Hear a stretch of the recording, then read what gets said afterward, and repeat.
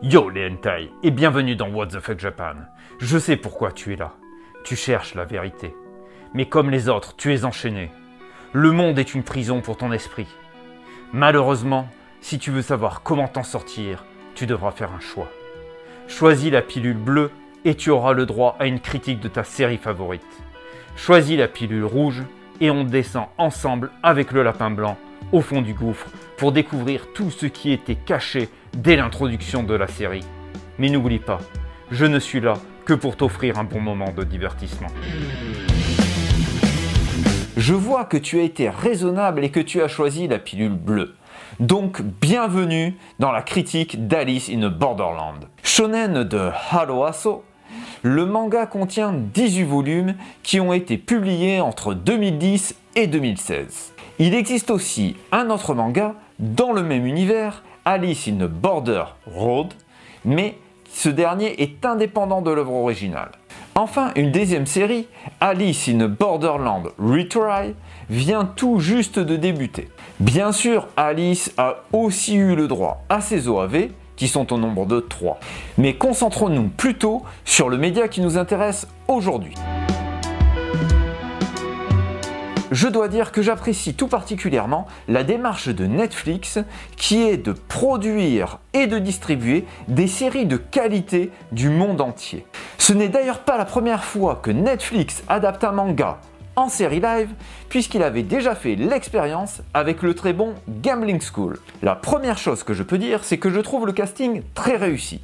Tous les acteurs sont très crédibles et mention spéciale pour Karube, qu'on dirait directement sorti d'un manga. Concernant la production, je la trouve très honorable. On voit que, comme souvent, Netflix n'a pas hésité à mettre les moyens dans ses projets. À la réalisation, nous avons Shinsuke Sato, habitué des adaptations de manga, puisqu'il a entre autres réalisé Death Note Light Up the World, Gantz ou encore Bleach. Enfin, sachez que cette première saison est à considérer comme une mini-série, puisqu'elle ne comporte que 8 épisodes d'une cinquantaine de minutes chacun. Nous allons suivre les aventures de 3 amis d'enfance, Alice, Karube et Chota. Tous sont un peu à leur manière en décalage avec la société dans laquelle ils vivent. Alice est issue d'une famille plutôt aisée, mais son activité principale est les jeux vidéo. Karube, quant à lui, travaille dans un bar, mais il entretient des relations avec une de ses collègues qui se trouve être la femme du patron. Quant à Chota, il est certainement le plus classique dans son genre, puisqu'il est salaryman, mais visiblement il a du mal à s'intégrer au monde du travail. Un jour où rien ne va pour nos amis, ils décident d'aller boire un verre à Shibuya en pleine journée. Leur comportement irresponsable va provoquer un accident et afin d'échapper à la police, ils vont se réfugier dans les WC de la gare. C'est à partir de là que tout va commencer. Alors qu'ils sont encore enfermés, il y a une coupure d'électricité. Ils sortent de leur cache, mais tout le monde a disparu. Pas âme qui vive autour d'eux. Le soir venu, des panneaux s'éclairent et les invitent à rejoindre un immeuble afin de participer à un jeu. Ils vont vite découvrir que ce jeu peut être mortel. Voilà pour ce qui est de l'histoire et de la partie sans spoil. Si tu n'as pas encore vu la série, je t'invite à te rendre au moment indiqué par le timecode, car à partir de maintenant, ça va spoiler.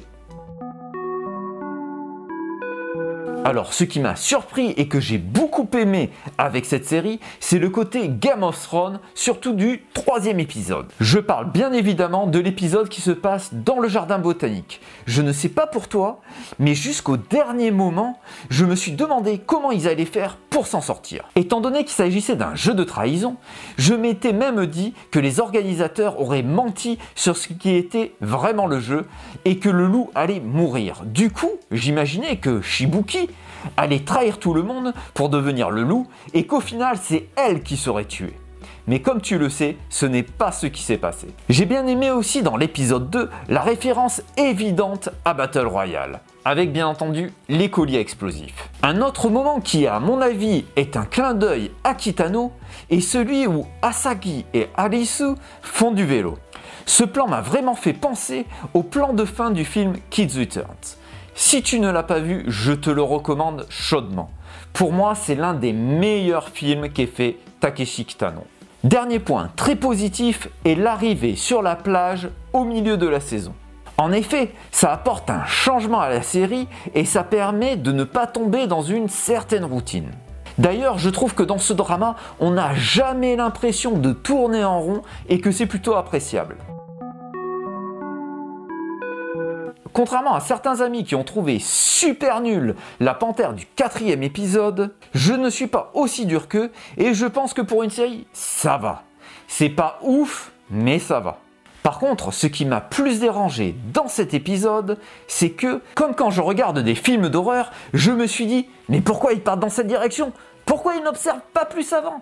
etc. etc. Bon, on comprend que sans ça, l'épisode n'aurait pas eu lieu d'être. Mais bon, c'est quand même le genre de choses qui m'énerve. Une autre chose qui m'énerve, mais là c'est très personnel, c'est le personnage joué par Nigel Murakami. Alors, je sais pas si ça vient du perso ou de l'acteur, mais à chaque fois que je le vois, j'ai envie de lui mettre une baffe. Le fait qu'au final, ça soit un gros bâtard, ça n'arrange rien à son cas. Enfin, pour moi, l'un des derniers problèmes, mais un problème de taille, ce sont les 2 derniers épisodes. Beaucoup de choses ne vont pas. On ne sait pas pourquoi le chapelier a fait le con. Est-ce qu'il voulait juste déconner avec son ami d'enfance et ça a mal tourné? Ou est-ce qu'il voulait se suicider indirectement? On ne sait pas, c'est pas clair. En parlant de son ami d'enfance, c'est quoi ce délire de vouloir faire tuer tout le monde juste parce qu'ils pensent que c'est de leur faute si le chapelier a perdu les pédales? On n'y croit pas une seconde. Dernier aspect négatif, mais qui m'est peut-être propre, c'est que dès le début, j'avais grillé que la victime et la sorcière n'étaient certainement qu'une et même personne. Autre chose que j'ai tout de suite comprise, c'est que le dessin que l'on voit à un moment représente le métro de Tokyo. Je pense que tous ceux qui sont déjà allés à Tokyo ont reconnu immédiatement la Yamanote Line. Justement, en parlant du métro, j'ai bien aimé la scène où les lycéennes se trouvent à l'intérieur de celui-ci et les révélations qui vont en découler. Dans l'ensemble, c'est une série que j'ai vraiment beaucoup aimée, même s'il y a des points négatifs qui viennent noircir le tableau. Je pense même qu'elle fait partie des indispensables de Netflix. C'est pour ça que je lui attribue l'excellente note de Kitano sur 20. Pour la prochaine fois, je t'invite à choisir la pilule rouge. Tu ne vas pas le regretter. Je vais te faire découvrir des choses auxquelles tu n'avais même pas pensé. Et crois-moi, tu n'es pas prêt pour ça. En attendant, je te dis à dans 2 semaines, matane!